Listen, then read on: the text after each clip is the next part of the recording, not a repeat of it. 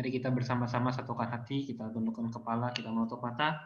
Mari kita berdoa untuk memulai firman, untuk mendengarkan dan mempersiapkan hati kita untuk mendengar firman Tuhan.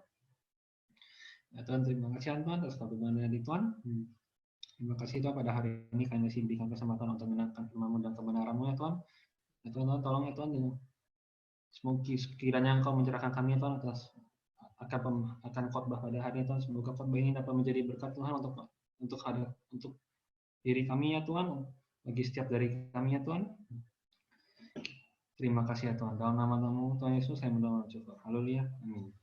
Waktu dan tempat dipersilakan untuk Kodan. Ya, selamat malam saudara sekalian yang dikasihi Tuhan Yesus Kristus. Kita bersyukur pada Tuhan atas setiap apa yang sudah Tuhan anugerahkan bagi kita pada hari ini. Nah, kita hari ini sudah membahas tentang satu tema, yaitu tentang pengharapan. Dan bagaimana kita melihat pengharapan orang Kristen bukanlah pengharapan yang dimiliki oleh semua orang. Tetapi kita percaya bahwa pengharapan yang dimiliki oleh semua orang Kristen adalah pengharapan yang satu-satunya hanya ada diberikan di dalam Yesus Kristus. Maka di luar Yesus Kristus, maka tidak ada pengharapan yang diberikan kepada setiap orang-orang yang membutuhkannya. Maka satu-satunya pengharapan adalah di saat Allah sendiri yang sudah mengaruniakan Yesus Kristus bagi setiap orang percaya. Sehingga itulah menjadi pengharapan, the one and only hope yang diberikan bagi kita masing-masing. Dan kita sudah membahas dalam 1 bulan ini. Khususnya kita percaya bahwa pengharapan satu-satunya yang diberikan oleh Kristus, pertama adalah eternal life, yaitu hidup yang kekal. Kedua, kita juga sudah membahas tentang pengharapan yang diberikan the one and only melalui Yesus Kristus adalah melalui tubuh kemuliaan, di mana setelah kita meninggal, kita percaya ada life after death, ada kehidupan setelah kematian. Dan minggu lalu kita sudah membahas tentang pengharapan bagi setiap orang yang menerima Kristus sebagai juru selamat, yaitu kita menerima akan kedatangan Kristus yang memberikan keselamatan, yang menjanjikan jaminan keselamatan, dan membawa kita kepada Bapa. Maka itu adalah satu pengharapan yang tidak diberikan kepada semua orang, bagi setiap mereka yang percaya kepadanya. Dan hari ini kita akan membahas tema yang terakhir, yaitu the hope of a glorified church, yaitu adalah pengharapan di mana kita sebagai gereja Tuhan, kita dipermuliakan, atau memakai istilah glorification, adalah pemuliaan. Nah, saudara, maka sebelum kita akan sama-sama untuk masuk di dalam pembahasan kita perlu coba untuk memikirkan mengapa kita harus percaya kepada Yesus Kristus. Kenapa kita harus percaya kepada satu-satunya pengharapan yang hanya diberikan oleh Allah melalui Kristus? Bukankah begitu banyak agama? Bukankah begitu banyak kepercayaan? Bukankah begitu banyak filsafat? Bukankah begitu banyak akan pemikiran-pemikiran religius yang begitu agung? Namun mengapa kita percaya hanya Yesus Kristus satu-satunya yang memberikan pengharapan yang kekal? Saudara, maka ini menjadi satu keunikan yang tidak pernah ada di dalam kepercayaan yang lain, di dalam agama yang lain, dan di dalam setiap filsafat maupun dalam setiap pemikiran-pemikiran teragung di dalam sepanjang sejarah. Walaupun kita harus menghormati orang yang berbeda agama dengan kita. Kita harus menghormati orang yang berkepercayaan beda dengan kita. Kita harus menghormati orang yang punya iman berbeda dengan kita. Namun kita harus punya juga satu tanggung jawab beriman kepada Tuhan, yaitu kita tidak punya akan kompromi di dalam menyatakan kebenaran. Kita harus menghormati orang lain, harus menghormati orang lain. Tetapi pada saat kita percaya kepada Tuhan, kepercayaan itu tidak boleh dikompromikan, karena kepercayaan itu adalah menyangkut keselamatanmu secara pribadi. Maka itulah kenapa kita melihat banyak orang-orang Kristen melakukan akan satu hal, yaitu apa? Membulatkan jiwa, membulatkan hati untuk menyatakan apa yang benar, yang mereka percaya, sulit maupun tidak sulit keadaannya, mereka tetap menjalankan sampai akhir. Maka saudara, pengharapan di dalam Kristus adalah satu-satunya keunikan yang tidak boleh dikompromikan oleh orang percaya. Maka saudara, Hari ini kita membahas tentang the hope of a glorified church. Siapakah church itu? Siapakah gereja di situ? Alkitab mengatakan bahwa gereja di situ bukan gedungnya. Gereja itu bukan komunitasnya. Gereja itu bukan akan organisasinya. Tetapi kita percaya gereja itu adalah tubuh Kristus. Gereja adalah tubuh Kristus. The church as the body of Christ. Di mana kita melihat sejak manusia jatuh dalam dosa, manusia tidak punya kemuliaan yang sejati. Maka kemuliaan yang sejati hanya ada pada Allah sendiri. Maka jika Allah tidak mengaruniakan Kristus bagi setiap orang percaya, maka kita tidak punya kemuliaan apa-apa. Maka kalau saudara sebagai orang yang tidak di dalam Kristus, maka kita adalah orang yang pasti tidak punya pengharapan. Karena pengharapan satu-satunya yang kekal pada hidup saudara dan saya hanya pada Kristus saja. Maka itulah kenapa kita percaya bahwa kami sebagai gereja Tuhan, kami adalah the body of Christ, orang-orang percaya adalah tubuh Kristus, dan kita percaya bahwa tubuh ini punya kepala. Dan kita percaya the church as the body of Christ, dan kita percaya Christ as the head of the church, yaitu Kristus adalah kepala gereja, dan gereja adalah tubuh Kristus.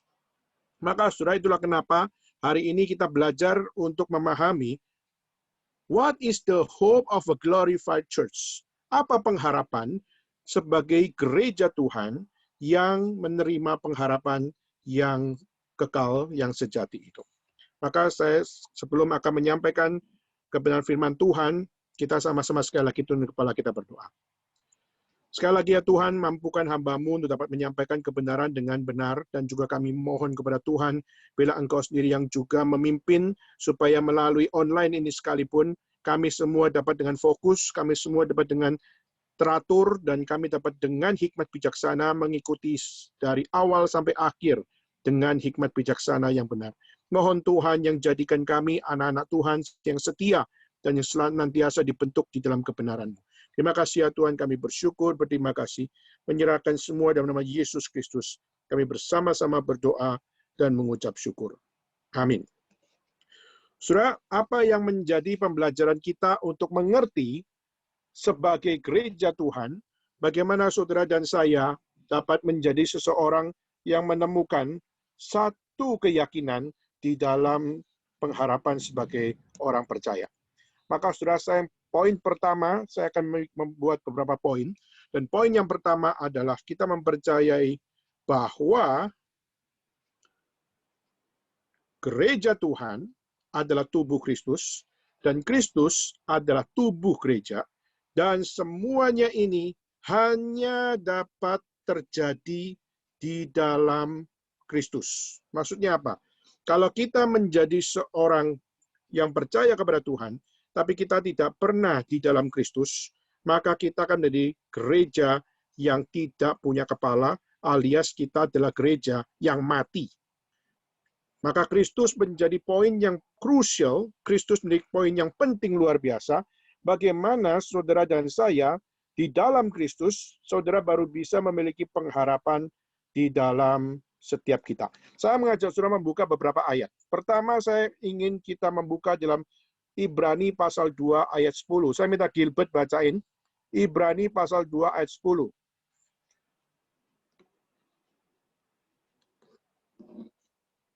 Ibrani pasal 2 ayat 10. Gilbert bisa bacakan, bisa nyalakan mute-nya. Ibrani pasal 2 ayat 10. Sebab memang sesuai dengan keadaan Allah yang baginya dan olehnya segala sesuatu dijadikan, yaitu Allah yang membawa banyak orang kepada kemuliaan, juga menyempurnakan Yesus yang memimpin mereka kepada keselamatan dengan penderitaan. Ya, memimpin kepada semua orang di dalam penderitaan. Saudara, kita melihat bagaimana Kristus di situ dikatakan adalah yang memimpin di dalam gereja. Jadi Kristus yang memberikan akan direction kepada gereja. Maka di sini kita melihat pentingnya Kristus di dalam gereja adalah Pimpinan Kristus itu adalah pimpinan yang tidak akan pernah salah. Pendeta bisa salah? Bisa. Hamba Tuhan bisa salah? Bisa. Gereja bisa salah? Bisa. Jemaat bisa salah? Bisa. Tetapi kita percaya bahwa pimpinan yang tidak pernah bersalah, pimpinan yang sempurna, itu hanya ada pada Kristus. Kenapa? Because He is the head of the church, and we are the body of Christ. Maka kita tidak punya kebanggaan apa-apa tanpa kepala. Kita tidak punya pimpinan yang sempurna tanpa kita mengikuti pimpinan Kristus sebagai kepala. Maka ini menjadi satu hubungan yang sangat penting untuk melihat bagaimana pengharapan saudara dan saya ditentukan di saat Kristus menjadi kepala di dalam seluruh pemikiran, seluruh perasaan, dan seluruh tindakan sebagai orang percaya. Maka tanpa semuanya itu, saudara dan saya tidak mungkin bisa untuk memiliki akan satu ketepatan, keakuratan di dalam melihat segala sesuatu yang terjadi. Maka pimpinan Tuhan hanya diwakilkan di dalam Yesus Kristus. Maka saudara boleh baca banyak buku, saudara boleh baca banyak kitab suci, saudara boleh baca banyak akan setiap pemikiran-pemikiran yang paling agung di dalam peradaban manusia. Tetapi saudara harus tahu bahwa satu-satunya yang dapat membawa saudara kembali ke surga atau kembali kepada rumah Bapa itu hanya Yesus Kristus. Di luar Yesus Kristus, maka tidak ada seorang pun yang dapat kembali ke Bapa. Maka itu menjadi penting luar biasa di dalam poin pengharapan kita sebagai gereja yang dimuliakan oleh Tuhan. Kuncinya terletak kepada satu teologia bahwa Christ as the head of the church and we are the body of Christ. Maka dengan kita memiliki relasi ini, memiliki keintiman ini, memiliki akan satu hubungan spiritual ini, maka kita baru dapat melihat itulah permulaan pengharapan di dalam saudara dan saya. Adam pada saat dicipta oleh Tuhan, dia sudah mencicipi keindahan sebagai manusia yang tidak berdosa. Tapi setelah manusia jatuh di dalam dosa, Adam dan Hawa jatuh di dalam dosa, maka disitulah kita melihat permulaan manusia tidak bisa lagi menjadi the body of Christ secara sempurna, karena hubungan antara Allah dengan manusia terputus, sehingga manusia kehilangan kemuliaan Allah. Dan pada saat manusia kehilangan kemuliaan Allah, maka satu-satunya yang bisa membereskan adalah inisiatif Allah. Dan Allah menginisiatifkan Yesus Kristus untuk menjadi jalan perdamaian, menjadi jalan pengharapan, sehingga saudara dan saya baru dapat yakin setelah mati saudara akan kemana, setelah saudara meninggalkan dunia ini saudara akan kemana, karena saudara dapat percaya bahwa Yesus Kristus menjadi the one and only key, the one and only way, untuk apa? Untuk saudara mengetahui setelah kehidupan, setelah kematian ini, kita melihat ada kehidupan kekal dan semua dijamin di dalam pimpinan Kristus Yesus. Maka itulah kenapa Ibrani pasal 2 ayat 10 menekankan kepada mengikuti pimpinan Kristus. Maka saat kita mengikuti pimpinan Kristus, maka saudara tidak akan pernah salah. Tetapi saudara mengikuti pimpinan Kristus tidak selalu di dalam in the easy way, tidak selalu dalam jalan yang mudah. Karena di dalam Ibrani pun dikatakan bahwa konteks mengikut Kristus kadang-kadang harus menghadapi apa yang namanya suffering, yaitu penderitaan. Penderitaan tidak selalu menjadi satu jalan yang populer. Kenapa? Karena kita tahu penderitaan selalu bersifat mengorbankan diri. Penderitaan selalu bersifat kita mengalami akan satu kekurangan. Dan penderitaan selalu memberikan satu tempat di mana kita harus merelakan something, merelakan sesuatu. Dan juga penderitaan dari satu hal di mana kita harus menyangkal diri di dalam setiap perjuangan demi perjuangan kita hidup. Maka saudara, kadang-kadang konteks itulah yang membuat kita merasa seakan-akan Tuhan, apakah engkau sungguh-sungguh ada di dalam hidup saya sebagai orang percaya, berpengharapan. Maka pengharapan Tuhan Allah adalah pengharapan yang sudah dinyatakan dan sudah dikonfirmasi melalui satu pribadi satu-satunya, yaitu Yesus Kristus, yang memberikan pengharapan bagi kita untuk akan belajar melihat kemuliaan manusia di dalam Kristus. Maka di saat Kristus menyatakan kemuliaannya di dalam hidup orang-orang percaya, maka disitulah kita melihat makna hidup yang menjadi satu pengharapan dalam hidup kita, semua dapat nyata melalui kemuliaan Kristus. Kedua, saudara, saya mengajak saudara melihat ayat kedua, yaitu dalam Kolose pasal 3 ayat 4. Ini masih di poin pertama ya. Poin pertama, kita percaya bahwa the hope of a glorified church, yaitu kita harus menekankan bahwa the head of the church must be Christ alone, and the church must be the body of Christ alone. Itu poin kita yang pertama. Dan tadi kita sudah buka ayat yang pertama, yaitu di dalam Ibrani pasal 2 ayat 10.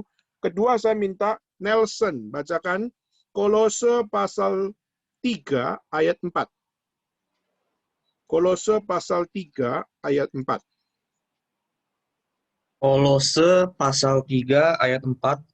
Apabila Kristus yang adalah hidup kita menyatakan diri kelak, kamu pun akan menyatakan diri bersama dengan Dia dalam kemuliaan. Ya. Dikatakan kalau dalam bahasa Inggris adalah you will be termanifestasi bersama dengan Dia di dalam kemuliaan. Ini yang saya mau tekankan. Di mana setiap kita baru bisa berkaitan dengan apa yang namanya kemuliaan, itu hanya di dalam Kristus. Maka saudara tidak mungkin bisa menyatakan kemuliaan yang sempurna dengan cara kita sendiri. Kita tidak mungkin bisa menyatakan kemuliaan sempurna dengan usaha kita sendiri. Dan tidak mungkin kita bisa untuk membanggakan hidup kita dan menyatakan kemuliaan Tuhan di dalam hidup kita tanpa Kristus. Maka Kristus harus termanifestasi di dalam hidup kita, khususnya di dalam melihat bagaimana kemuliaan Kristus adalah menjadi bagian di dalam kemuliaan saudara dan saya. Maka Kristuslah yang harus ada di dalam hidup kita, Kristuslah yang harus termanifestasi dalam hidup kita, maka kita baru bersama-sama dengan Dia melihat akan kemuliaan Kristus adalah juga menjadi kemuliaan di dalam kita semua. Karena saudara, kita adalah manusia yang nggak sempurna, yang tidak mungkin dapat memiliki kemuliaan yang sempurna. Maka kita harus nebeng istilahnya. Kita harus nebeng di dalam Kristus. Kita harus masuk di dalam Kristus. Dan kita juga harus untuk apa? Untuk dibawa di dalam pimpinan Kristus. Maka dengan kita dipimpin oleh Kristus, maka kita baru bisa mencicipi setiap kekekalan demi kekekalan itu. Saudara, banyak dari kita takut mati. Banyak dari kita takut susah. Banyak dari kita takut mengalami kesulitan. Banyak dari kita takut untuk menghadapi setiap tantangan-tantangan. Tetapi saudara, Kristus justru memberikan kepada orang-orang percaya akan satu hal. Aku bersama-sama dengan engkau. I will be with you. Dan itu adalah satu hal pengharapan, yaitu apa? Aku bersama-sama dengan kamu. Hei, engkau yang gak sempurna, aku adalah yang sempurna. Dan aku yang sempurna bersama-sama dengan kamu, dan kita akan sama-sama melihat kemuliaan yang abadi di dalam Kristus. Dan kita yang tidak sempurna ini, kita bisa menikmati, kita bisa untuk bersuka cita atas kemuliaan Kristus yang sungguh nyata di dalam hidup saudara dan saya. Maka ini adalah sebuah sukacita. Itu adalah sebuah hal kebahagiaan. Di saat kita bisa bersama-sama dengan Kristus, bisa mencicipi kemuliaan Kristus di dalamnya. Saudara, ini adalah satu pengalaman atau satu pergumulan atau satu sukacita yang tidak mungkin dimiliki oleh semua orang. Saudara bayangkan ada satu orang hamba Tuhan yang hari ini di Sichuan, di akan satu tempat di mana dia sekarang ada di penjara, namanya Wang Yi. Saudara, meskipun dia tahu, dia pasti suatu saat akan dipenjara. Tapi dia tetap berkhotbah, dia tetap menyampaikan firman Tuhan dengan tidak kompromi. Dan saudara tahu, meskipun dia tahu bahwa dia suatu saat akan masuk penjara, dia tetap bisa bersuka cita di luar penjara, dan dia pun masih dapat berkata, aku bersuka cita di dalam Tuhan, meskipun di dalam penjara. Dan akhirnya kita tahu tahun lalu dia ditangkap. Dan akhirnya pada saat ditangkap, dia dituduh banyak hal yang macam-macam oleh pemerintah. Dan akhirnya dia harus dipenjarakan selama 7 tahun. Maka saudara, pada saat kita melihat keadaan seperti ini, kelihatannya secara manusia, aduh kasihan banget. Secara manusia kita mengatakan, aduh kok kelihatan ini hamba Tuhan gagal banget. Dan kita seringkali mengatakan bahwa, aduh hamba Tuhan kasihan banget. Tetapi saudara, Wang Yi tidak butuh kasihannya kita. Wang Yi tidak perlu akan setiap concern kita. Tapi dia justru di dalam penjara pun, dia dapat menyatakan bahwa aku bersuka cita di dalam Kristus. Kenapa? Karena dia menyatakan kemuliaannya, memberikan keberanian kepadaku, memberikan sukacita padaku, meskipun aku di dalam penjara sekalipun, aku tetap menjadi pemberita Injil. Dan saudara, meskipun Wang Yi ini ada di penjara, dia tetap memberitakan Injil di dalam penjara. Meskipun dia di penjara, dia masih bisa men-sharingkan tentang Kristus, khususnya kepada orang-orang dalam penjara. Ini adalah sesuatu yang luar biasa. Dan meskipun dalam penjara dia berpisah dengan istrinya, berpisah dengan anaknya yang masih kecil, tapi dia justru tetap dengan sukacita dia menjalani kehidupan. Pertanyaan adalah, kenapa bisa bersukacita? Kenapa kok masih bisa berbahagia? Kenapa kok bisa di dalam keadaan seperti itu, dia masih memberitakan Injil Kristus? Secara logika, kalau orang melakukan sesuatu, lalu akhirnya mengalami akan satu hukuman atau mengalami akan satu tindakan yang berseberangan dengan apa yang dia bicarakan, misalnya pada saat dia mengatakan ini adalah kebenaran, tapi justru yang bicara benar, justru yang dimasukkan penjara, kira-kira kita akan berlogika apa? Pasti kita mungkin berlogika adalah, mungkin yang dibicarakan sebagai kebenaran, itu bukan kebenaran, sehingga dia dimasukkan penjara. Penjara adalah tempat orang nggak benar. Penjara adalah tempat di mana orang-orang yang melakukan kejahatan, orang yang melakukan tindakan yang keji, itu adalah tempatnya. Bukan tempat orang benar. Sudah? Maka hari ini seperti di Jakarta, karena PSBB, karena kita melihat bagaimana mau mau usaha supaya mengurangi orang-orang yang ada di penjara, supaya mereka tidak kena tular, tidak menularkan akan penyakit dan sebagainya. Akhirnya kita melihat di mana di penjara di beberapa tempat. Bulan ini akan melepaskan beberapa ratusan napi. Supaya apa? Supaya tidak kena coronavirus. Nah, sudah tahu, ada satu cerita kemarin saya baru dengar, ada satu napi yang sudah dikeluarkan dari lapas. Dan sudah tahu, baru keluar lapas, langsung dia curi motor. Dan pada saat dia curi motor ketahuan dan akhirnya ditangkap lagi. Padahal dia baru 1 hari keluar dari lapas. Dan akhirnya masuk lagi penjara. Saudara, waktu ditanya, kenapa kamu melakukan lagi? Lalu dia mengatakan dengan alasan yang konyol luar biasa. Karena sekarang coronavirus.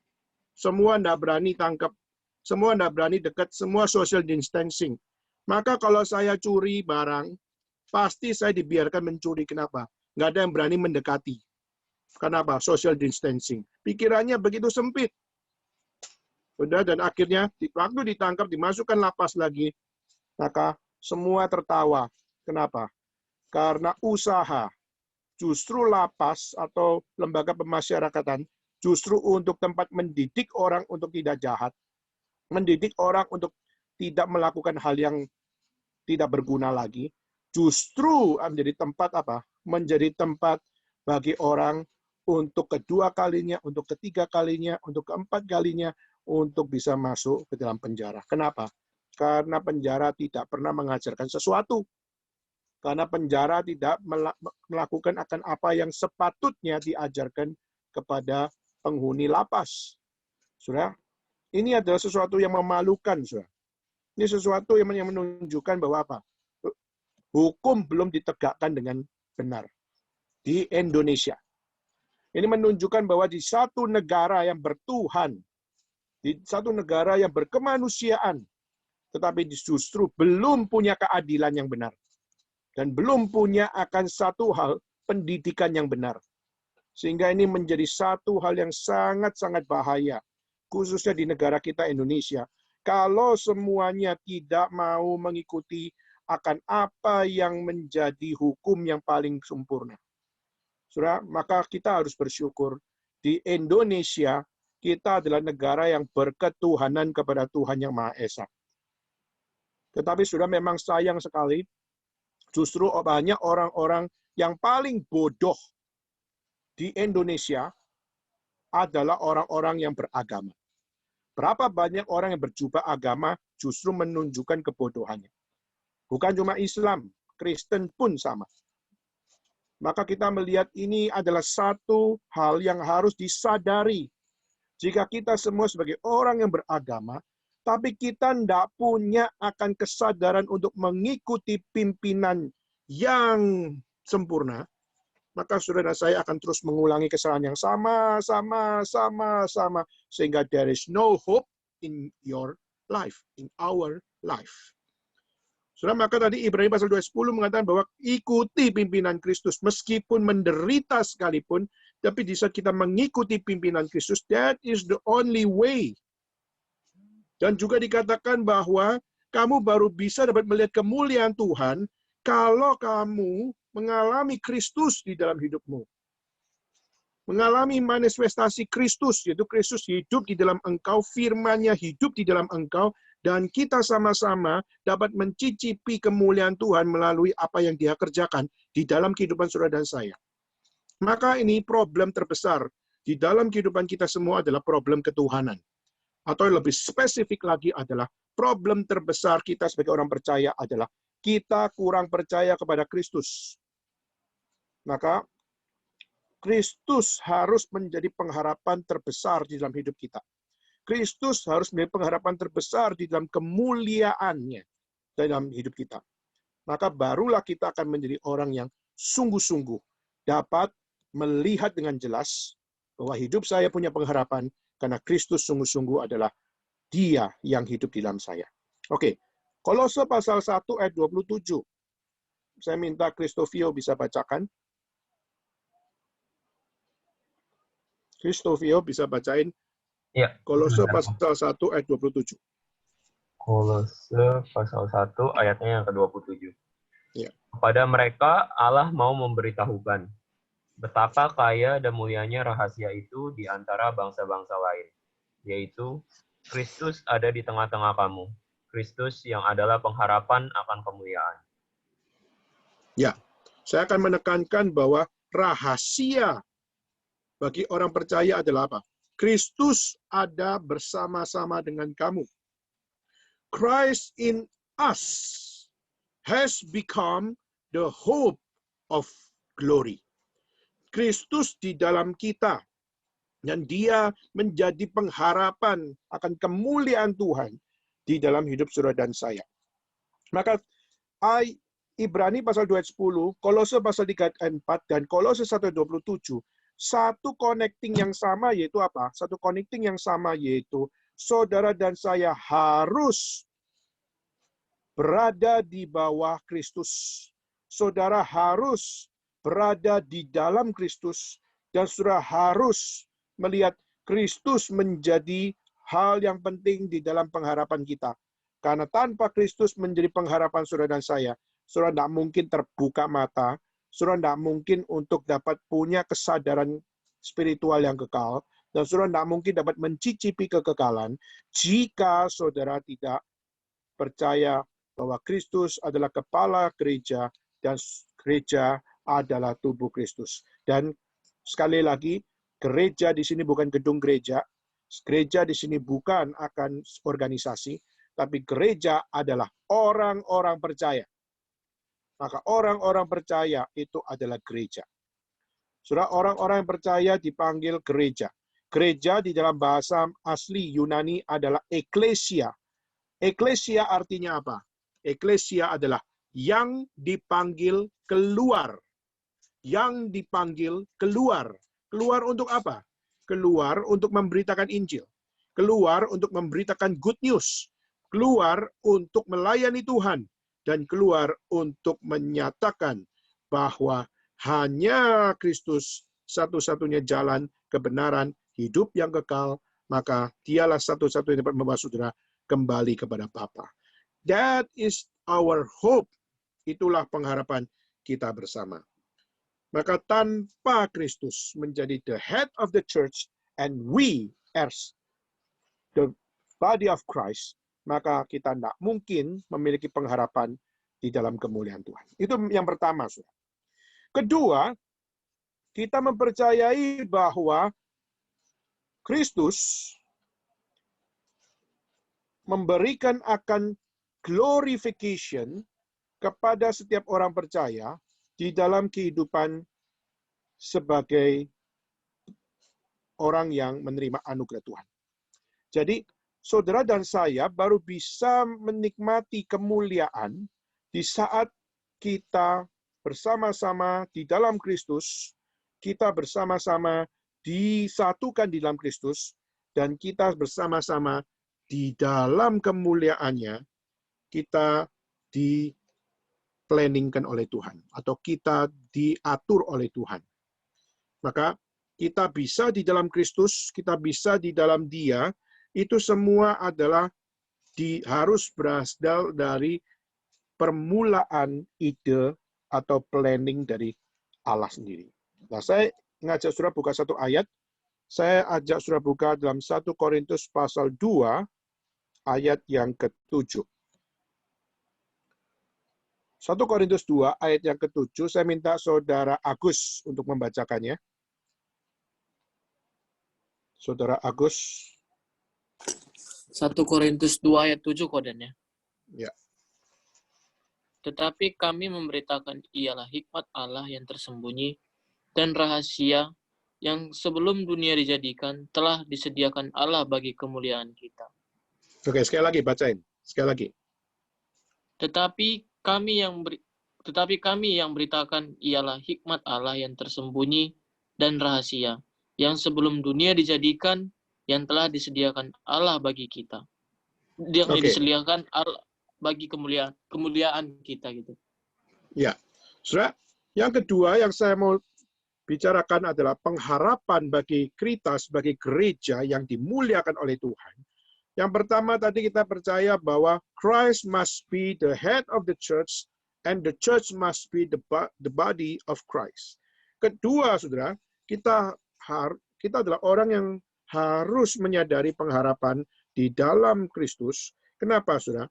Karena pengharapan Kristus yang Kristus berikan bagi kita itu bukan sekedar satu hal yang baru ada sekarang. Tetapi sebelum semuanya ada, before the ages, God's plan is already for us. Jadi sebelum dunia diciptakan, justru Tuhan sudah memplanningkan, Tuhan sudah merencanakan, Tuhan sudah memiliki akan satu hal di dalam kehidupan saudara dan saya untuk saudara dapat menerima pengharapan di dalam Kristus. Jadi, saudara, menerima Kristus sebagai juru selamat itu bukan acara yang instantly baru muncul atau kaget-kagetan baru muncul. Enggak. Tapi justru Kristus menjadi jalan bagi saudara dan saya. Justru Kristus menjadi the crucial point untuk saudara dan saya bisa menerima glorification, menerima kemuliaan dari Tuhan. Itu sudah diplanningkan sebelum dunia diciptakan. Maka itulah kenapa kita melihat tema keselamatan adalah tema yang sangat rahasia. Tema keselamatan adalah tema yang sangat misterius. Tetapi meskipun bagi manusia ada sesuatu yang misterius, sesuatu yang begitu tidak mudah untuk dapat disingkapkan, tetapi Alkitab mencatat satu realita, bahwa sebelum dunia diciptakan, before the ages, God's already planned for us. Tuhan sudah merencanakan bagi kita. Maka kelahiran saudara dan saya sudah ada di dalam planning Tuhan sebelum saudara lahir. Dan sebelum saudara mati sekalipun, di dalam eternal plan Tuhan, Tuhan sudah menyatakan dan Tuhan sudah tahu di dalam kematahuannya Tuhan. Dan mungkin kita bertanya, kalau Tuhan sudah tahu, kenapa Tuhan kok membiarkan semuanya terjadi? Kalau Tuhan memang maha tahu, kenapa Tuhan justru tidak intervensi untuk menolong? Kenapa justru kalau Tuhan sudah tahu, sebelum semua itu kejadian, Tuhan bisa dong untuk mencabut sebelumnya. Yes, saudara. Tuhan punya kemampuan. Tuhan punya kemahaan. Sehingga Tuhan punya potensi untuk melakukan segala sesuatu menurut keinginan kita. Tetapi saudara, saudara harus percaya, keinginan saudara dan saya, semuanya adalah keinginan yang sudah jatuh di dalam dosa. Semua keinginan yang ada pada diri saudara dan saya adalah keinginan-keinginan yang tidak mungkin sempurna. Maka satu-satunya keinginan yang sempurna adalah ada pada Allah saja, dan Allah memanifestasikan semuanya melalui Yesus Kristus. Maka itulah kenapa kita harus meyakini planning Tuhan adalah planning yang sempurna, dan Kristus datang dalam dunia, itulah penggenapan dari rencana Tuhan. Maka mengapa kita harus berpengharapan? Karena Kristus adalah penggenapan akan janji Tuhan memuliakan hidup saudara dan saya di dalam pribadi Yesus Kristus. Maka itulah kenapa, saudara, kita harus percaya bahwa ini bagian yang perlu kita sama-sama renungkan, bahwa apa? Jika Kristus tidak menjadi satu-satunya penggenapan janji Allah di dalam hidup saudara, maka bagaimana saudara seharusnya dapat menjadi orang yang percaya? Saudara, saya pernah mendengar akan satu kisah, saudara, di mana dalam satu kisah ada satu orang yang melayani Tuhan. Lalu tiba-tiba berasa dia melayani Tuhan, dia melihat, kenapa ya? Saya melayani Tuhan, saya melayani Tuhan, saya melayani Tuhan. Tapi justru orang yang paling mengecewakan saya justru adalah orang-orang yang melayani Tuhan juga.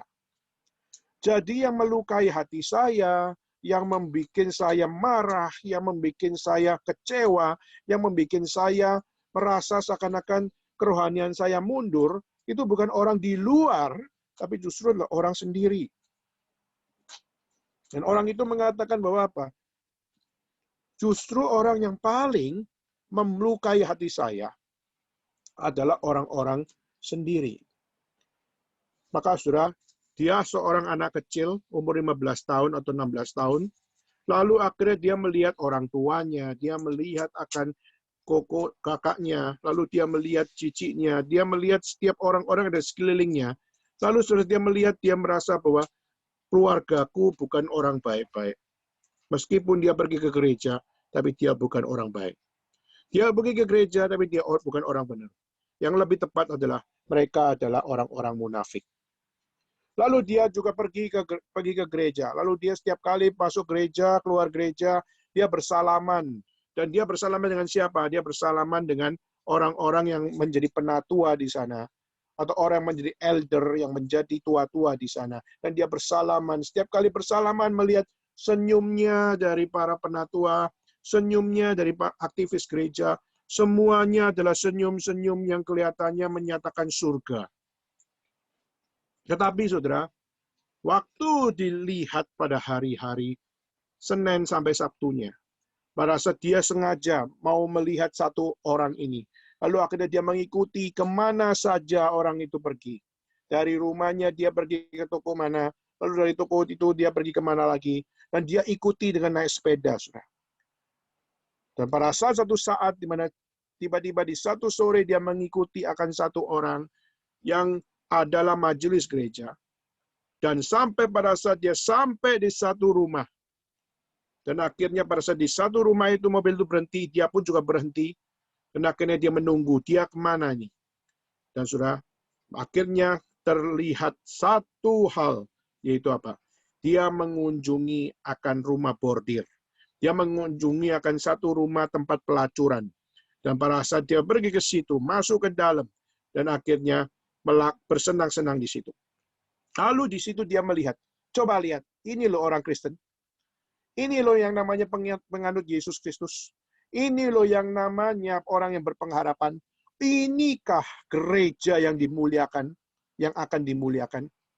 Tidak punya ketakutan dengan dosa, berani berdosa, tapi juga berani masuk gereja.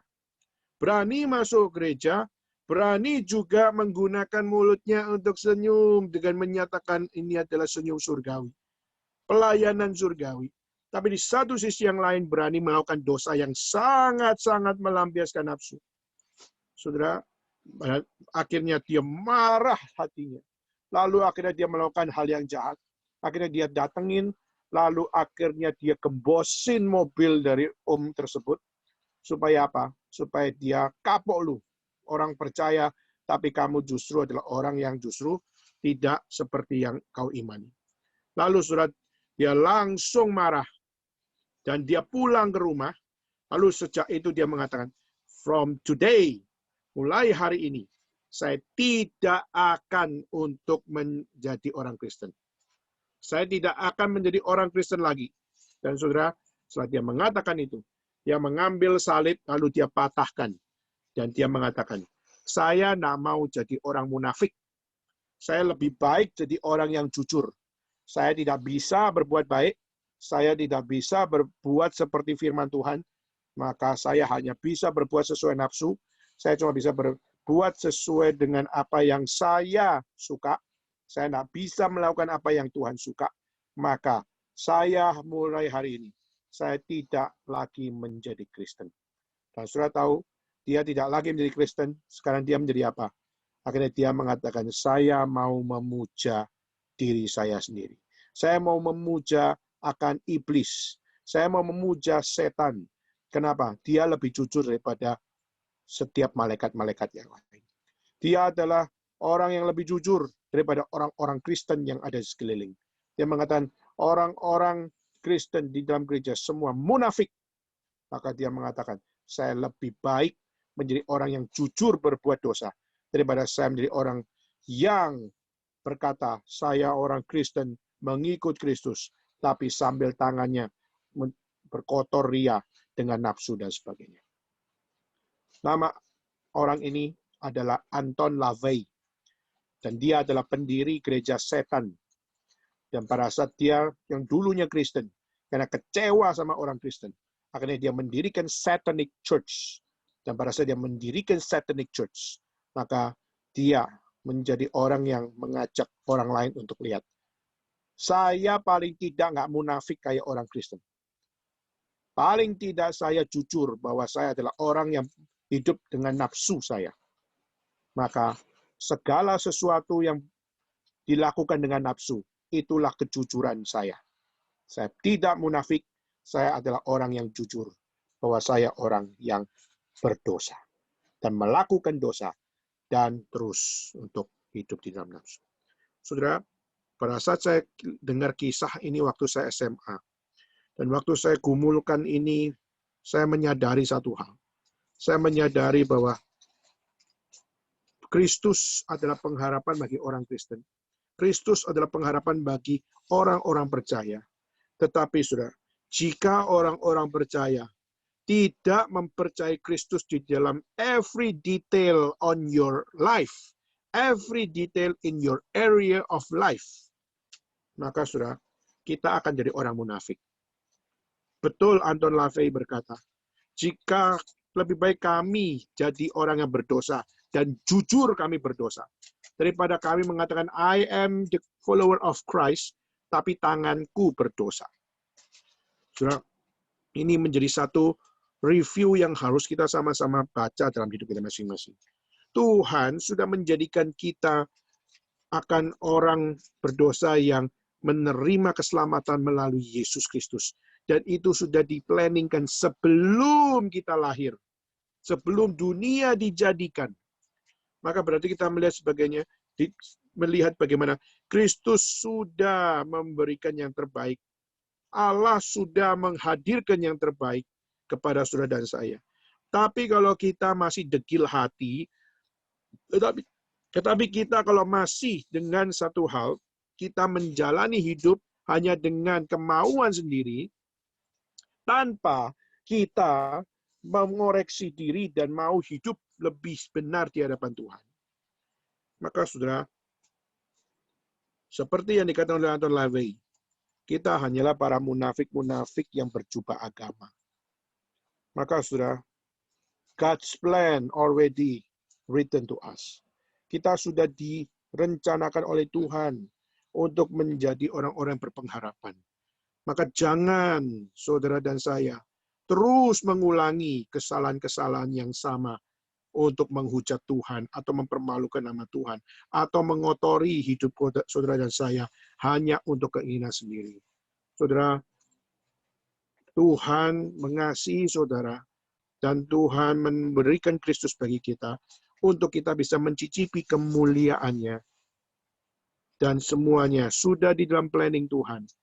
Jangan saudara dan saya menjadi orang-orang yang tidak bersyukur atas semuanya. You must give thanks for all that things. Ketiga, saudara, pengharapan di dalam kita sebagai gereja yang dimuliakan oleh Tuhan. Yang ketiga, yaitu saudara harus percaya bahwa kita sebagai orang yang memang sudah jatuh dalam dosa, tapi Kristus memberikan keselamatan bagi kita, maka kita menerima pakaian yang baru. Pakaian yang baru bukan pakaian yang mahal. Pakaian yang baru bukanlah pakaian yang memiliki corak yang kita sukai. Dan memakai pakaian baru bukanlah pakaian yang memberikan akan pride atau kesombongan. Bukan. Tetapi pakaian yang baru yang dikenakan adalah pakaian yang tidak pernah ada di dalam sejarah manusia, kecuali ada di dalam Allah saja. Pakaian yang paling sejati yang pernah ada, bukan bikinan para desainer-desainer Eropa, bukan desainer-desainer Amerika, bukan desainer-desainer dari Asia, tapi justru kita melihat the best and the greater design of clothes yang pernah ada di dalam peradaban manusia.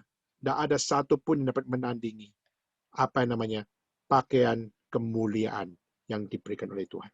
Saya ingin saudara bacakan, Gaby bacakan 2 Korintus pasal 5 ayat 4.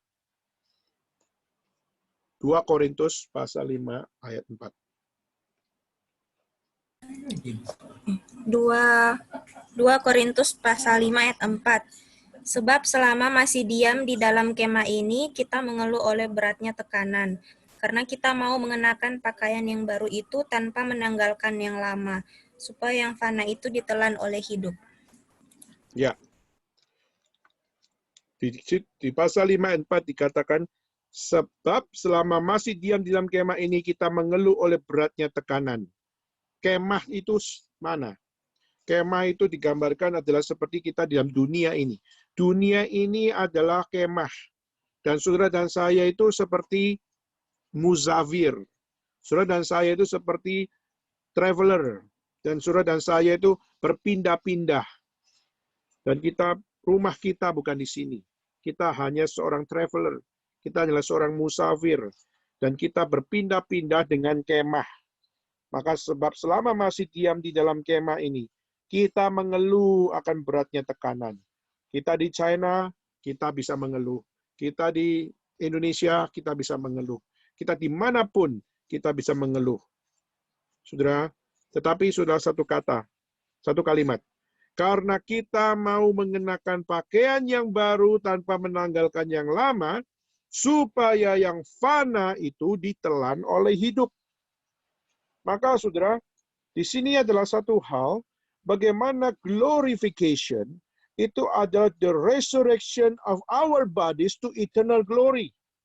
Jadi, waktu kita dimuliakan, kita itu mengalami kebangkitan tubuh. Dan kebangkitan tubuh itu adalah kebangkitan tubuh yang di mana kebangkitan tubuh itu kita dapat dimuliakan tubuh tersebut. Berarti kita harus percaya dua hal. Pertama, our body will one day be raised. Berarti tubuh kita ini suatu hari nanti akan dibangkitkan. Nah, makanya kita di dalam minggu lalu kita ada sempat saya sempat bertanya, sudah, apakah kita setuju dengan apa yang namanya kremasi atau kita hanya setuju dengan dikuburkan? Banyak orang menolak kremasi, khususnya orang-orang perjanjian lama. Kenapa? Karena mereka menganggap kremasi itu adalah orang kafir punya cara. Ya, jadi orang dulu percaya bahwa kremasi itu adalah orang kafir. Sedangkan orang-orang percaya justru mereka tidak setuju dengan kremasi, maka mereka melakukan hal yaitu apa? Menguburkan orang mati dengan masukkan ke gua atau masukkan di dalam tanah dan sebagainya. Jadi mereka percaya bahwa our bodies will one day be raised. Dan waktu our body will one day be raised, maka apa? Maka kita harus percaya bahwa tubuh ini akan dibangkitkan. Nah, kalau dikremasi, gimana mau dibangkitkan? Seringkali kita tanyanya begitu, sudah. Pertanyaan adalah kalau tubuh kita adalah tubuh yang dimuliakan, tapi waktu mau dimuliakan, tubuh kita sudah jadi debu. Nah, kalau tubuh kita sudah menjadi debu, gimana logikanya untuk bisa disatukan? Nah, saudara, seringkali kita memikirkan itu dengan satu pemikiran yang begitu terbatas, betul, logis, saudara, tetapi begitu terbatas. Kenapa? Karena, saudara, hal yang pertama, kenapa kremasi dianggap kafir, itu hanya secara historis. Tapi, saudara, juga adalah sebuah hal yang historis, adalah pada saat kita melihat, di zamannya Yesus, kita melihat banyak orang-orang Kristen yang ditangkap, termasuk Paulus menangkapin orang Kristen, dan banyak orang-orang Kristen ditangkap, lalu dimasukkan di satu gelora kolosium, lalu orang-orang Kristen diikat di satu tiang, lalu di bawahnya dikasih jerami, lalu dibakar hidup-hidup. Dan waktu dibakar hidup-hidup, orang-orang menertawakan akan teriakan orang Kristen yang terbakar. Nah, waktu itu pertanyaan teologisnya adalah, apakah orang Kristen waktu itu yang dibakar, mereka masuk surga atau masuk neraka? Sudah waktu orang Romawi melihat atau menatap maupun menyaksikan kejadian itu, mereka mempercayai bahwa mereka menyaksikan orang Kristen masuk neraka. Tetapi saudara, kita justru melihat orang Kristen waktu dibakar di situ, mereka percaya, Tuhan, ini aku, biarlah Tuhan yang menyambut aku. Maka mereka percaya, I will go to heaven. Only Christ can get me to the heaven. Maka saudara, itulah kenapa kita melihat justru kremasi adalah sesuatu yang kita hormati. Kenapa? Karena kita percaya bahwa kematian seseorang bisa masuk surga, itu bukan soal caranya. Tetapi kita percaya seseorang masuk surga atau nggak masuk surga, itu adalah kedaulatan Allah. Dan kedaulatan Allah jauh lebih tinggi daripada caranya. Kalau mereka dipermalukan dengan cara yang paling memalukan. Meskipun mereka mati konyol. Tetapi sudah waktu mereka di dalam Kristus, di dalam Allah sendiri, maka kita percaya bahwa mereka tetap diselamatkan dan mereka masuk surga. Nah, pertanyaan kedua adalah, kalau sudah jadi debu, sudah terbawa oleh angin dan pergi kemana-mana, gimana menyatukannya? Saudara, kita harus percaya Tuhan itu bukan manusia. Tuhan bukan Tuhan yang terbatas. Kita percaya Tuhan adalah Tuhan yang tidak terbatas. Dan Dia di dalam kedaulatannya mampu kok untuk mengumpulkan semua debu itu menjadi tubuh kembali, kita percaya itu karena apa? Dia adalah Tuhan. Kalau itu logika itu dibawa kepada kita, memang it doesn't make sense. Tetapi kalau itu dibawa di dalam Kristus, dibawa di dalam Tuhan Allah, all things must be possible. Segala sesuatu adalah mungkin. Tapi di dalam logika kita tidak mungkin. Tapi di dalam Allah, nothing is impossible. Maka saudara, kita percaya bahwa tidak peduli kremasi atau dikuburkan, tetapi pada saat mereka di dalam Kristus, maka tubuh kemuliaan akan diberikan bagi mereka. Tapi hal yang pertama yang sudah Tuhan Alkitab catat, their body will one day be raised. Maka tubuh mereka secara jasmani akan dibangkitkan. Maka menunjukkan bahwa apa?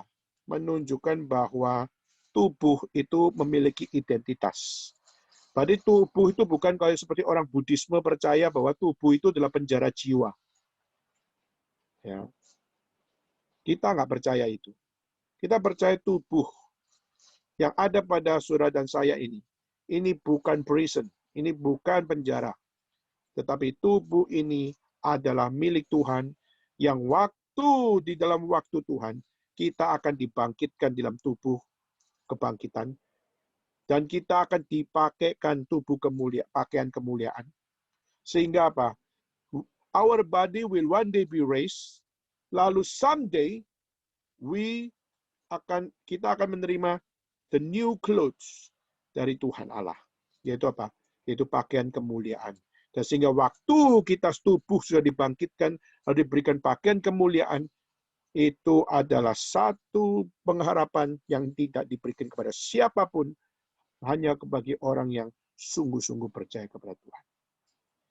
Dan saudara, bukankah bisa masuk ke surga dengan tubuh yang dibangkitkan oleh Allah dan menerima pakaian yang menyatakan kemuliaan Allah seperti Kristus?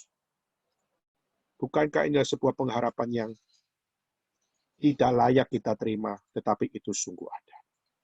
Dan saudara, maka mari kita bersama-sama harus bersyukur kepada Tuhan. Kalau Kristus masih memberikan glorification, memberikan new body, di mana kita punya tubuh dibangkitkan, lalu kita diberikan pakaian kemuliaan Tuhan. Bukankah itu adalah sebuah privilege bagi saudara dan saya? Dan saudara, dan terakhir, kita percaya bahwa glorification will happen when Christ return. Kristus datang kedua kali. Disitulah the day of glorification. Di mana kita akan menerima akan kebangkitan tubuh. Dan kita akan menerima pakaian yang menyatakan kemuliaan Tuhan. Dan kita akan dibangkitkan. Dan di Tuhan akan datang. Kita buka dalam satu ayat. Saya minta Monica bacakan. 1 Korintus 15 ayat 23. Lalu Richard bacakan 1 Korintus 15 ayat 52. 1 Korintus 15 ayat berapa kok? 23. 1 Korintus 15 ayat 23. Tetapi tiap-tiap orang menurut urutannya, Kristus sebagai buah sulung. Sesudah itu mereka yang menjadi miliknya pada waktu kedatangannya. Oke. Tetapi tiap-tiap orang menurut urutannya, Kristus adalah buah sulung. Jadi sebenarnya saudara bisa masuk surga itu semua karena Kristus yang dilihat. Jadi saudara kalau belum percaya kepada Kristus, maka saudara tidak akan pernah dapat menerima akan satu keselamatan. Karena keselamatan hanyalah di dalam Kristus Yesus. Maka Kristus adalah buah sulung. Maka semua orang bisa diselamatkan adalah karena Kristus. Maka tanpa Kristus, saudara tidak mungkin diizinkan masuk. Nah, saudara, sesudah itu mereka yang menjadi miliknya pada waktu kedatangannya. Menunjukkan bahwa kedatangan Kristus menunjukkan akan satu hal di mana setiap kita yang sudah diberikan pengharapan, setiap kita yang sudah menerima keselamatan, setiap kita yang sudah menerima Yesus Kristus, saudara bukan milik saudara, tetapi saudara adalah milik Kristus. Dan para saudara sudah menjadi propertinya Kristus, maka saudara sudah menerima akan permission untuk berada di surga. Permission untuk berada di rumah Bapa. Permission masuk ke tempat yang sudah disediakan oleh Kristus. Maka the one and only key only by Christ alone. Dan pada saat Kristus menjadi the one and only key of all things and everything, maka saudara, disitulah kedatangannya menjadi sebuah hal berita sukacita bagi kita. Kenapa? Karena kedatangan Kristus menjadi momentum di mana saudara dan saya di dalam Kristus yang sulung itu sudah memberikan jaminan enter to the kingdom of God. Oke, ayat 52. Richard bisa bacakan?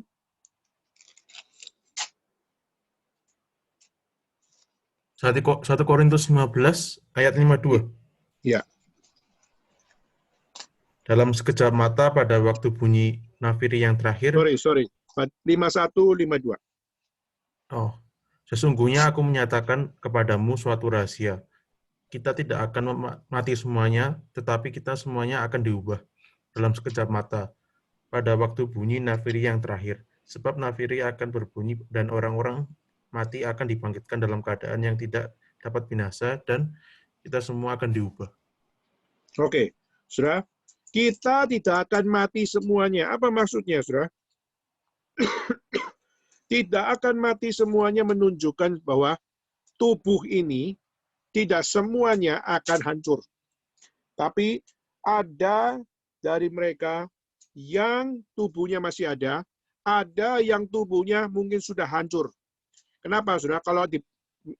Kalau bukan dikremasi kan dikubur. Saya tanya, kalau dikubur 20 tahun, apa tidak menjadi debu? Dikubur di dalam tanah pun 20 tahun sudah menjadi debu pasti. Maka sama saja, dikuburkan maupun dikremasi itu sama-sama balik menjadi debu. Tetapi dikatakan bahwa apa? Dikatakan bahwa kita tidak akan mati semuanya. Jadi ada tubuh yang nggak hancur, tapi ada tubuh yang hancur. Tetapi yang penting adalah apa? Kita semuanya akan diubah. Diubah itu ditransformasi. Ditransformasi berarti apa? Dijadikan baru. Saudara. Dan waktu dijadikan baru, maka apa, saudara? Waktu dijadikan baru, maka itu di dalam quality yang berbeda dengan apa yang ada pada kita. Dikatakan apa? Semua akan diubah di dalam sekejap mata, orang-orang mati akan dibangkitkan. Berarti di-restore atau di-raise, dibangkitkan. Tetapi dibangkitkan di dalam keadaan yang tidak dapat binasa. Saudara, jadi ini akhirnya menjadi satu quality yang berbeda. Kalau di dalam dunia, tubuh ini adalah tubuh yang bisa hancur, tapi waktu dibangkitkan, justru tubuh yang kita dibangkitkan, tubuh kita adalah tubuh yang tidak dapat binasa. Dan kita, apa dikatakan di situ? Kita yang mati ini harus mengenakan yang tidak dapat mati. Jadi tubuh bukan sekedar dibangkitkan, tapi tubuh kita tidak bisa binasa, dan tubuh kita tidak bisa mati. Jadi the real Superman punya quality of life, itu baru adalah di saat kita betul-betul sudah dibangkitkan oleh Kristus, dan kita sudah diberikan tubuh yang tidak binasa oleh Kristus, dan kita sudah untuk diberikan tubuh yang tidak bisa mati oleh Kristus. Maka the super Highlander itu sungguh-sungguh truly happen waktu kita menerima tubuh kemuliaan. Wow, saudara. Selama ini mungkin sudah lihat film Highlander atau sudah lagi lihat film Superman atau siapa begitu. Kita melihat, wah dia seperti orang yang hebat luar biasa. Orang yang kalau di Highlander itu orang yang nggak bisa mati. Sudah hidup di abad 16, hidup di abad 17, hidup di abad 18, sampai hidup dalam abad 21, bisa tinggal di puluhan abad. Saudara, itu hanya bisa terjadi di saat tubuh kemuliaan sudah diberikan. Dan pada saat diberikan tubuh kemuliaan, bedanya adalah kalau Highlander itu di dalam dunia. Tetapi kalau di dalam Kristus itu adalah di sana, yaitu di surga, di rumah Bapa, di kerajaan Allah. Kita menerima semuanya itu. Maka saudara, glorification will happen when Christ return. When the second coming of Christ coming to our eyes, coming upon us. Maka saudara, ini menjadi satu hal yang saya sharingkan untuk memberikan kepada kita satu keyakinan bahwa apa? Memberikan kepada kita satu keyakinan bahwa saudara dan saya, saudara harus sadar pengharapan kita itu real adanya. Pengharapan kita tentang future itu sungguh-sungguh sudah dikatakan dalam kitab suci. Maka hanya Kristuslah yang dapat memberikan pengharapan kepada kita, bukan hanya sekedar memberikan tubuh kemuliaan, bukan sekedar memberikan akan kebangkitan tubuh, dan bukan hanya sekedar memberikan akan satu hal pengharapan melalui kedatangan Kristus kedua kali, tapi juga tubuh kita ini dan juga kehidupan kita sebagai gereja yang berada dalam dunia, kita sungguh-sungguh melihat keselamatan itu adalah sungguh-sungguh akan terjadi di dalam hidup kita. Maka kalau kita di dalam Kristus, kita adalah orang yang sudah diselamatkan atau bukan? Saya percaya kita sebagai orang Kristen, kita percaya kepada Yesus Kristus, we're safe already. Kita sudah diselamatkan oleh Tuhan. Tapi di dalam dunia ini, kita masih bergumul dengan apa yang namanya kehidupan sebagai orang berdosa. Maka di dalam reform teologi, we already safe, but in this world, not yet. Jadi ada satu pemikiran itu already, but not yet. Jadi sudah diselamatkan dalam Kristus, karena Kristus di dalam kematahuannya menyelamatkan orang percaya. Sebelum dunia dijadikan, semuanya sudah dinyatakan. Tetapi dalam kehidupan dunia ini, not yet. Kenapa? Karena manusia masih di dalam tubuh berdosa. Sampai tubuh kita sudah dibangkitkan, menerima kemuliaannya, dan dipakaikan pakaian kemuliaannya, dan kita disambut dengan tubuh yang tidak bisa dibinasakan dan tidak bisa mati, dan masuk ke dalam kerajaan Allah. Maka disitulah pengharapan yang sejati diberikan, dan kita dapat menatap kemuliaan Tuhan dengan lebih lagi adalah melalui kemuliaannya yang hadir dalam hidup saudara. Saudara, kadang-kadang saya itu bingung, kenapa ya ada orang yang dipakai Tuhan begitu menderita, tetapi justru Tuhan pakai orang itu untuk apa? Untuk membawa pengharapan. Saudara, saya akan tutup dengan satu kisah, yaitu ada satu orang India. Ada seorang India yang dia setiap kali memberitakan Injil ke desa-desa.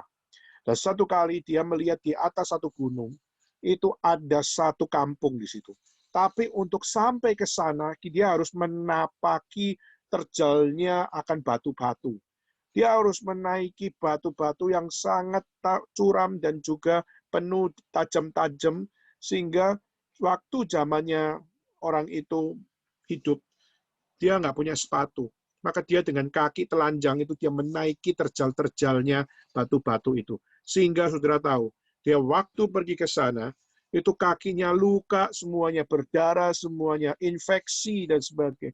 Akhirnya pada saat dia sampai di kampung tersebut, sampai di atas di situ, dia kecapean, dia pingsan. Di bawah satu pohon, dia tertidur, dia pingsan, kakinya sudah luka-luka berdarah-darah, bahkan lebam-lebam, bahkan bengkak, dan dia infeksi, sehingga akhirnya dia panas dingin, demam, dan sebagainya. Maka dia tertidur di bawah pohon. Tapi saudara, singkat ceritanya, waktu dia buka mata, dia kaget luar biasa. Kenapa? Waktu dia buka, dia kaget, satu kampung di depan, semuanya di depannya dia, menatap dia. Kebingungan melihat dia. Lalu, pada saat dia juga bingung lihat begitu banyak orang melihat dia, dan orang lain itu juga bingung lihat dia. Kenapa? Kamu satu-satunya orang yang berani dengan kaki telanjang menaiki akan terjalnya batu-batu tersebut sampai ke kampung kami. Maka dia mengatakan, pasti ada hal yang penting yang kamu mau katakan. Sehingga kamu rela menjalani perjalanan yang begitu terjal sampai kamu infeksi, sampai kamu luka-luka, dan kamu mau datang ke sini. Kamu pasti membawa sesuatu yang penting. Maka dia disambut, lalu dia dikatakan, kamu pasti punya berita untuk kami. Share it to us. Sharingkan kepada kami. Dan saudara, akhirnya orang India ini, dia memberitakan akan Injil Yesus Kristus. Dia memberitakan Injil Yesus Kristus. Dan singkat ceritanya adalah kampung itu menerima Yesus sebagai juru selamat. Saudara coba lihat. Ini adalah satu hal kenapa satu kampung itu bisa untuk bertobat. Kenapa satu kampung itu bisa percaya kepada Kristus. Dimulai dari satu orang yang tahu bahwa Yesus sudah memberikan pengharapan kepada saya. Apa artinya kaki luka-luka? Apa artinya kaki bengkak-bengkak? Apa artinya kaki mengalami infeksi? Di saat dia tahu Kristus mengasihi dia, dan Kristus mengasihi sesama, dan dia dipanggil memberitakan Injil, maka sampai kemanapun, meskipun dia harus menderita, dia tahu bahwa apa? Bahwa tubuh ini boleh rusak di dunia. Tapi saya percaya tubuh ini akan kembali lebih sempurna di saat tubuh ini dibangkitkan oleh Tuhan Allah dan diberikan akan kemuliaan Allah dan tidak bisa mati, tidak bisa untuk rusak, maka tubuh itu adalah tubuh yang sudah disempurnakan oleh Allah. Maka di dunia ini tubuh ini boleh hancur, tapi kemuliaan Tuhan harus terjadi. Dan itulah yang dia lakukan. Saudara, orang ini namanya Sundar Singh. Namanya adalah Sundar Singh, seorang Sikh, di mana dia seorang India dengan topi kuning, dengan jubah kuning, dan dia pergi memberitakan Injil, dan dia menjadi legend di dalam kekristenan di India. Dan banyak orang memperoleh berkat dari dia. Dan kita melihat sejarah gereja di India, salah satunya adalah pengaruh dari orang yang bernama Sundar Singh ini. Maka satu kampung di atas gunung itu akhirnya menjadi satu pelajaran bagaimana misioneri-misioneri, para hamba-hamba Tuhan, jangan cengeng kalau mengalami akan kesulitan di dalam medan pelayanan. Saudara, saya pernah satu kali diizinkan Tuhan untuk pergi pelayanan di Samosir. Dan saya pelayanan selama 1 minggu. Dalam 1 minggu saya keliling banyak desa. Hampir 20 desa saya pergi. Dan hampir 55 sekolah saya datengin.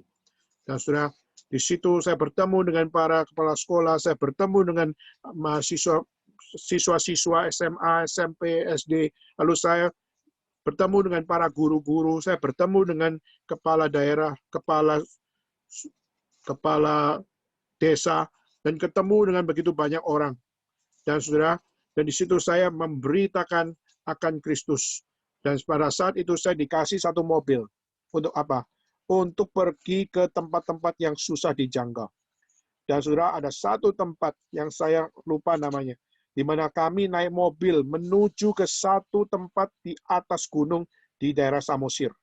Dan di situ jalanannya batu-batu. Dan waktu itu kami naik mobil Xenia. Mobil Xenia kami pun hampir jatuh ke jurang waktu itu. Dan saudara, ini menjadi satu pengalaman saya waktu pikir, waduh, saya di zaman sekarang, kami melayani Tuhan naik gunung, itu naik Xenia.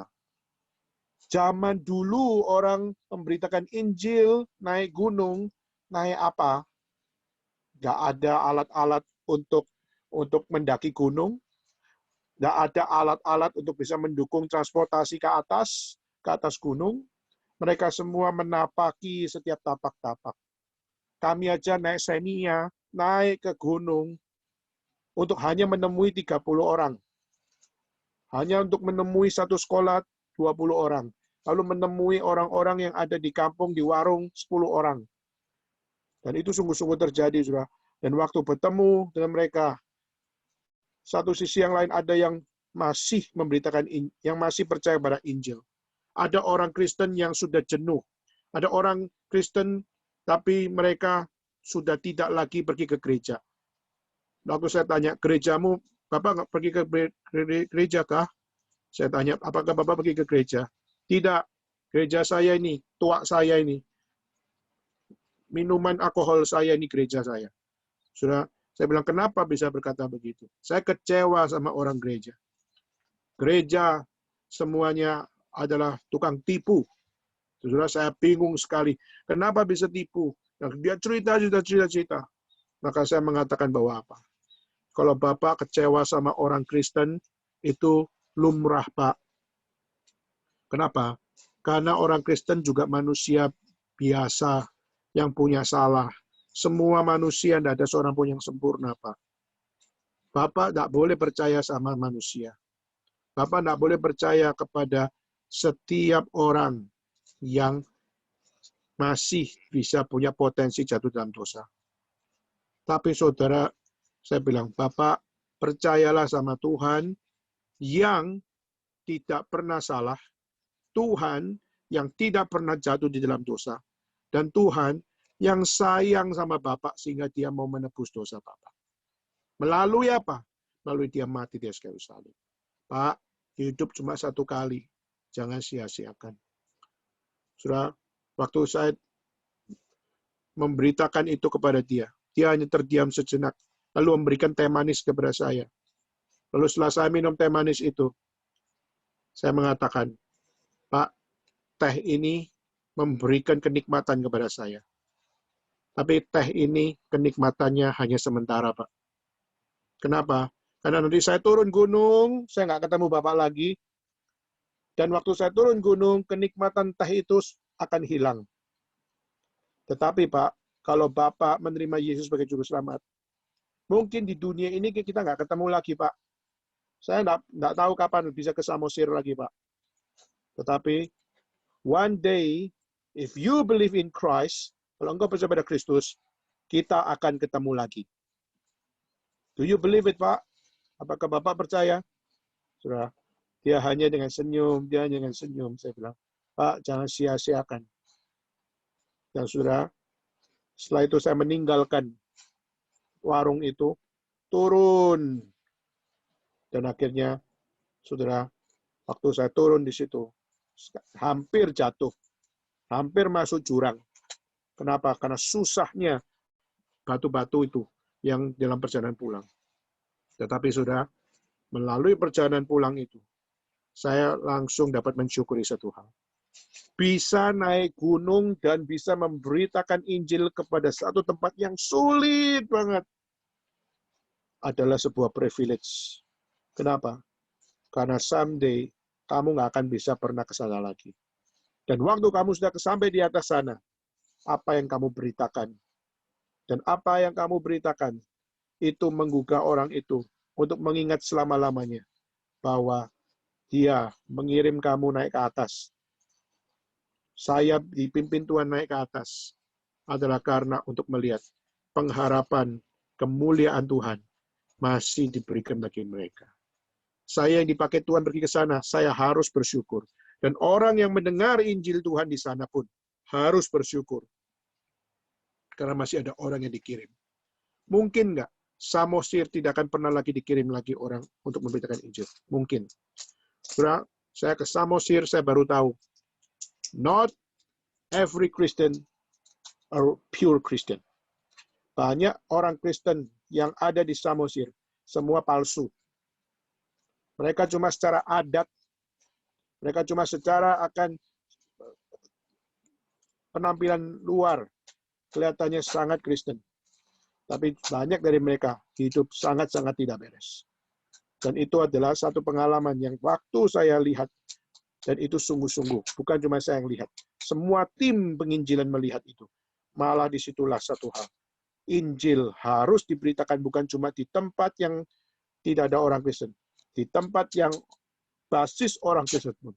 Tapi kalau tidak ada Injil yang sempurna diberitakan, maka mereka juga bisa menjadi orang-orang yang kelihatannya Kristen, tapi justru yang paling berdosa dan paling memalukan nama Tuhan. Saudara, hal yang sama juga terjadi di China. Saudara yang ada di China, saudara harus memikirkan, China juga adalah tempat yang kelihatannya begitu hebat, yang kelihatannya begitu berhasil, kelihatannya menjadi the great savior, apalagi di era pandemik COVID-19 ini. Tapi saudara juga harus tahu, mereka kelihatannya bangga, mereka kelihatannya hebat, tapi tahukah saudara, mereka tidak di dalam Kristus. Dan tidak di dalam Kristus, there is no hope, tidak di dalam Kristus. Mereka tidak punya akan kemuliaan di dalam hidupnya. Kenapa? Tidak ada Kristus dalam dirinya. Maka mari saudara, kita sebagai orang-orang percaya, kita sebagai orang-orang yang diberikan akan privilege oleh Tuhan, mari kita sama-sama bersyukur di satu sisi sudah percaya Kristus. Tapi kita juga harus percaya bahwa Kristus adalah the one and only way untuk saudara dan saya bisa dimuliakan untuk pekerjaannya yang mulia. Maka satu-satunya adalah Kristus. Maka kepercayaan adalah penting. Teologi adalah penting. Dan iman adalah penting. Dan itulah yang menjadi satu-satunya yang dapat memberikan sebuah pengharapan bagi kita. Maka saudara, kita hari ini bersyukur sudah mengakhiri pembahasan tentang Our Hope series itu, yaitu melalui pembahasan tentang eternal life, bodily resurrection, the glorious appearing of Christ, dan a glorified church. Maka kiranya Tuhan memberkati kita semua, dan kita lebih lagi menjadi orang yang berpengharapan. Semakin percaya Kristus, semakin menjadi orang yang berpengharapan. Dan semakin optimis, semakin berani, hidup mungkin sulit dalam dunia ini, tapi tidak di dalam kerajaan Allah nanti. Kiranya Tuhan memberkati kita semua. Mari kita tundukkan kepala, kita berdoa. Dan saya minta dua rekan kita berdoa. Saya minta Sarah berdoa, dan juga saya minta untuk satu rekan lagi, yaitu Deborah, untuk berdoa. Sarah dan Deborah bisa pimpin di dalam doa. Mari kita berdoa. Bapa di dalam surga, kami bersyukur dan berterima kasih karena kami pada hari ini boleh menyelesaikan daripada tema kami tentang pengharapan ya Bapa. Biarlah hidup kami boleh terus berpengharapan di dalam Tuhan. Kami boleh terus mencari kebenaran Tuhan di dalam hidup kami. Sehingga iman kami boleh terus bertumbuh dan boleh terus ada di dalam Tuhan. Kami bersyukur untuk hamba-Mu yang sudah menyampaikan kebenaran daripada firman-Mu ya Bapa. Kami bersyukur dan berterima kasih hanya di dalam nama Tuhan Yesus kami berdoa. Amin. Bapak, terima kasih Tuhan pada bisa bersama-sama lagi di sini berkumpul Tuhan. Walaupun kami melalui aplikasi Zoom Tuhan, untuk bersama-sama bersekutu bersama-sama dengan dan bisa bersama-sama memahami tentang Alkitab. Tuhan, bantu kami Tuhan di masa-masa pandemi ini Tuhan. Mungkin di antara kami sendiri masih mengalami keraguan atas apa yang sudah terjadi Tuhan. Engkau bantu kami Tuhan, Engkau kuatkan kami lagi Tuhan, supaya kami menjadi hamba-Mu Tuhan, menjadi anak-anak yang lebih taat akan firman Tuhan. Pakailah hamba-Mu Tuhan, dan pakailah kami semua ini Tuhan. Hanya dalam nama Tuhan Yesus Kristus, amin.